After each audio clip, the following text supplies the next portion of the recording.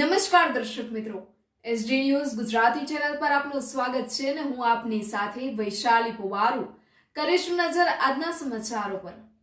ગાંધીનગર ખાતે જેના પરિશ્રમ અને બલિદાન થકી આજે દેશની આઝાદી, એકતા અને અખંડિતતા અડીખમ છે તેવા પૂજ્ય મહાત્મા ગાંધી બાપુ તથા પૂજ્ય સરદાર વલ્લભભાઈ પટેલ સાહેબ તથા ગોહિલવાડ ધણી પૂજ્ય કૃષ્ણકુમાર સિંહજી જેવા અનેક મહાપુરુષો તથા આજે પણ દુનિયામાં ડંકો વગાડી રહ્યા છે અને મા ભારતીને પરમ વૈભવ પ્રાપ્ત કરવાની વિશ્વગુરુ બનાવવા જીવન સમર્પિત કરનાર ગુજરાતના સપૂત અને ભારત વર્ષના યશસ્વી વડાપ્રધાન આદરણીય શ્રી નરેન્દ્રભાઈ મોદી સાહેબ તથા કેન્દ્રીય ગૃહ અને સહકારિતા મંત્રી આદરણીય શ્રી અમિતભાઈ શાહ સાહેબ જેવા મહાન નેતા પ્રાપ્ત થયા છે તેવી ગરવી ગુજરાતની જનતાને અભણ, મૂર્ખ અને ગમાર કહેવાની જ્યારે દેશમાં ચૂંટણીનો માહોલ હોય ત્યારે કોંગ્રેસના નેતાઓને પ્રજાને ગેરમાર્ગે દોરવા બફાટ કરતા નિવેદનો કરવાની આદત પડી ગઈ હોય તેમ તાજેતરમાં જ કોંગ્રેસના રાષ્ટ્રીય અધ્યક્ષ મલ્લિકાર્જુન ખડગે દ્વારા જાહેર સભામાં હલકા નિવેદન કરવાની ચેષ્ટા કરવામાં આવી છે।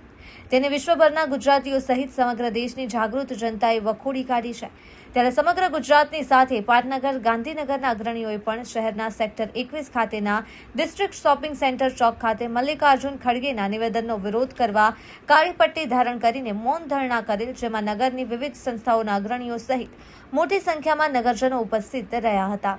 Press reporter Paresh Sharma, Gandhinagar, SD news Gujarati.